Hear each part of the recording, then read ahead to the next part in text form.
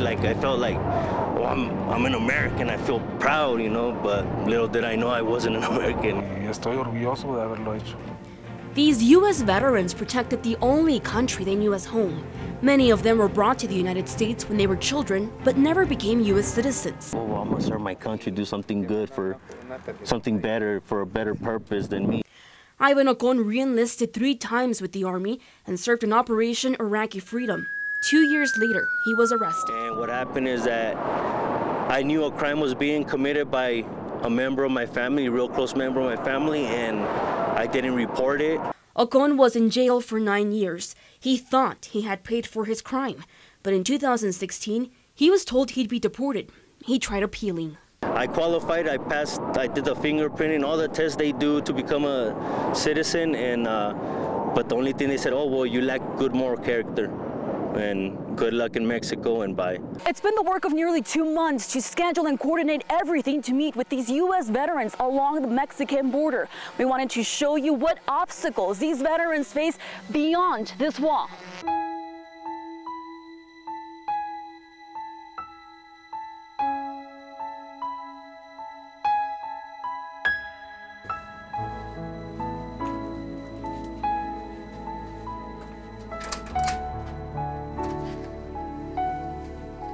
This is what home now physically looks like for Ocon. Francisco Lopez has opened up his house as a shelter for deported veterans. Yeah, so we're here at the bunker. Of course, there's the director, Francisco Lopez. José Francisco Lopez, United States Army. Leopoldo Jaques, Army. Arturo Quiñones, U.S. Navy. José Bustillos, U.S. Army. Michael Evans, United States Marine. These veterans were also deported, most of them for possession or conspiracy to buy drugs like cocaine or marijuana. Because most of these veterans, they've been deported 10, 12 years, so they pretty much got somewhere to stay, you know? But this is just in case we get them cases that are freshly deported.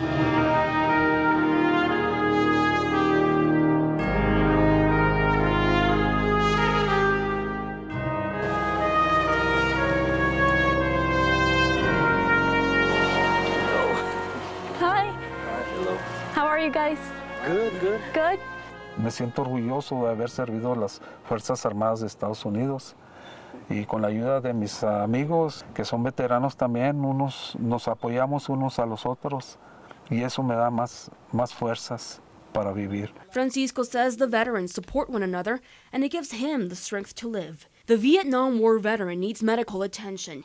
He has prostate problems. No tenemos tampoco dinero para poder pagar un hospital o un doctor. He works painting cars in Mexico, but says it's not enough money to pay for his medical bills. Veterans, whether they're on the U.S. side or in any other country, they need help getting proper health care. They need proper medical and mental health. They also need help claiming their VA benefits because they're all entitled to apply. Carlos Rivera is a retired Veterans Affairs social worker. The military, the Department of Defense doesn't do a good job of educating the non-citizens on what steps they need to follow to become citizens after completing honorable military service. When I joined, the recruiter told me, oh no, this will make you a citizen when you join the Army. And I was like, oh yeah, cool, you know. As a recently deported veteran, Ocon has hope of coming back to the U.S. I'm not happy here, you know. I got my daughter. He knows other veterans who lost contact with their families after being deported. He doesn't want to be the next one. That was my high school sweetheart. Corina Osuela was pregnant with baby Eliza when Ocon was deployed to Iraq. Well, he would have been a good father to her, I believe. It's hard to say now because you weren't given that, you know? I was willing to do the time. I knew what I did was wrong. My hope is to get a second chance and go back to the U.S. We paid for it, right? Whatever we did, we already paid for it. All those guys they're all pulled away from their families. They stick to each other because that's what they have right now. That's what they were taught in the military, is to depend on each other. But they don't get to go home to have dinner with their families, take their kids out to the movies, you know. That was stripped from them. It's a sad situation, you know. I don't wish it on anybody,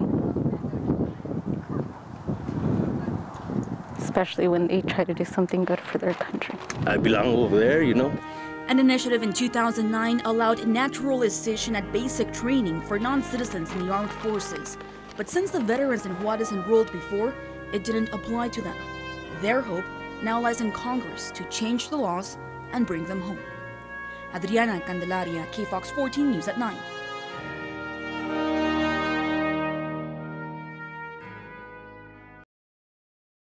And now, ladies and gentlemen, a battle of champions. I gotta do my best. I gotta show them that anything's possible, because in the tournaments and nationally, they don't know where El Paso is located. Fitness was Jorge Tovar's first reason to box. He was just 7 years old when he started. Like that I was obese when I was little.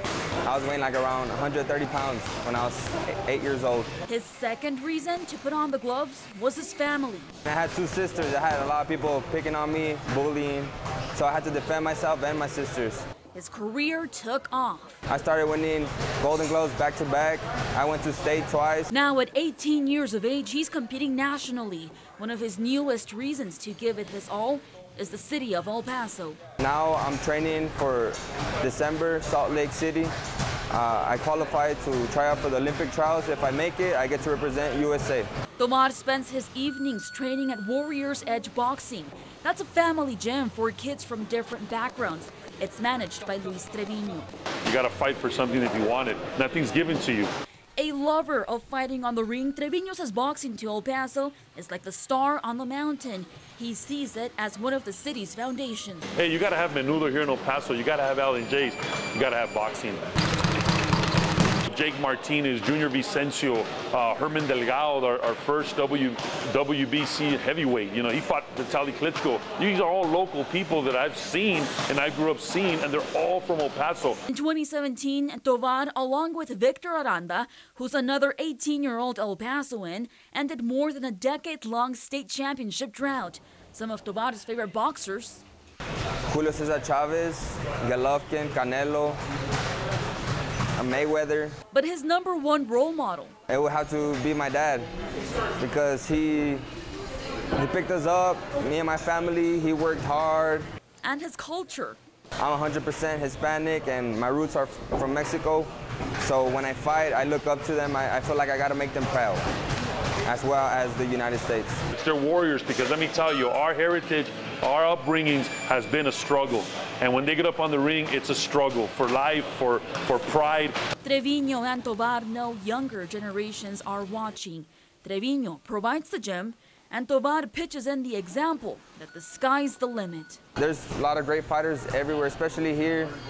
Even though we're a small city, we still have big dreams. Champion of the world! We could do it just like any other fighter.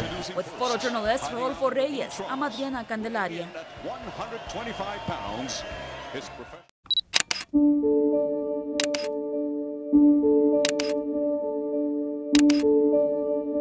How was your experience when you served? It was a challenge. It's something that I don't usually talk about.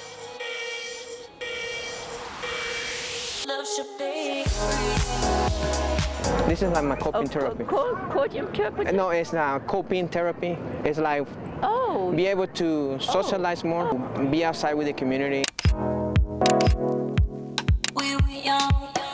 I realized black and white is my depression. The people that is around, the emotions is what I don't have.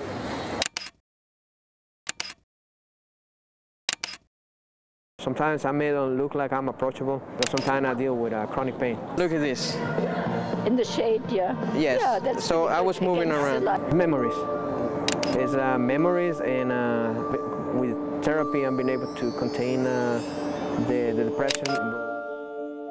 Oh yeah, nice. I didn't know whether you wanted me to sit still. And it was just a random moment. I mean, I was taking photos of you. Moments are the best, you know.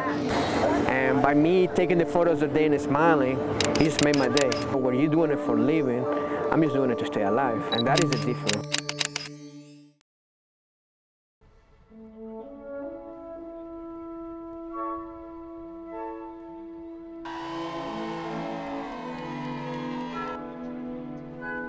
I was diagnosed 3 years ago with breast cancer, and then I did chemo, and then I had a double mastectomy, and then I had radiation, and then I was clean for 4 months, and then it went into my lungs. So then we started doing that fight. Wow. So you did that first fight, and then you started the second one, right? Yes, and recently I started my third. It went into my head. So we're doing that one now. I mean, it was just so encouraging and so uplifting to be out here today with you guys. Support survivors. Cancer has been in our family. We had one of my aunts, my mom's older sister, that went through cancer. She passed away about, what, like 17 years ago? About 17 years ago. And then my mom's sister, she had breast cancer as well. She's a survivor. She's a survivor. And then now I'm doing it for my sister, so I'm doing it for all of them.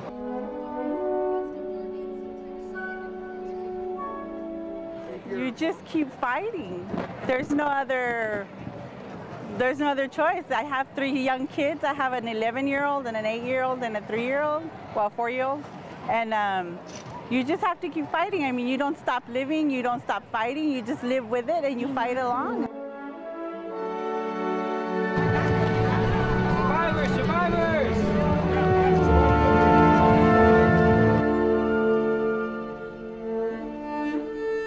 Because ultimately, I think that's the goal, is to have a world where there is no cancer, where nobody has to go through this, and nobody's kids have to see their moms going through this. And I think that's my biggest goal, is the things that my kids have seen. I wish and I hope and pray that one day nobody else has to do it. United for is not only for breast cancer, but for all cancers.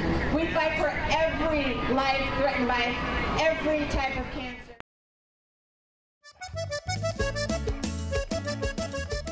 For the last 61 years at Bowie Bakery. Hi, good morning. Good morning. Let me have 5 of these. There's been something for everyone. It's a great idea. Chocolate, sprinkles, sugar, there's so many options. It's almost impossible to know the names of all the pan dulce, but you can always try.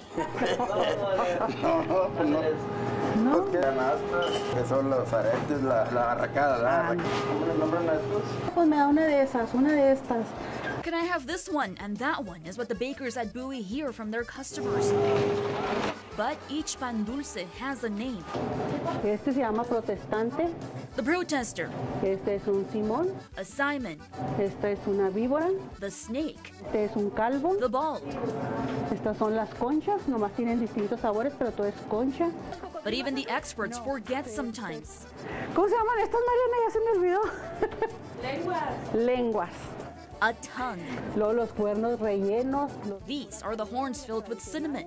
All the bread at Bowie Bakery is crafted by bakers who have been alive almost as long as the bakery has been open. Jose Lechuga has been a baker for 20 years. Amor para la panadería. Love for baking is the key to successful recipes, says Jose Lechuga. Si no hay panaderos aprendices que... He says there's not many young bakers willing to adopt his craft because not many people want to wake up at 3 in the morning to prepare dough from scratch. En vía de extinción, como los tigres blancos. Lechuga says bakers are in danger of extinction. He says just like the white tigers. Vamos a estar en los museos, así mire, este fue lo mejor que había en la Bowie. He jokes the bakers will be in a museum display one day called The Best of Bowie. The latest craze in the pan dulce world is the manteconcha, a tiny pan dulce in cupcake form. It is believed the style originated from Mexico and went viral on Facebook. The trends and the names of pan dulce may come and go, but there's one tradition that you can always count on. And that's sharing it with your familia. For National Hispanic Heritage Month, I'm Adriana Candelaria.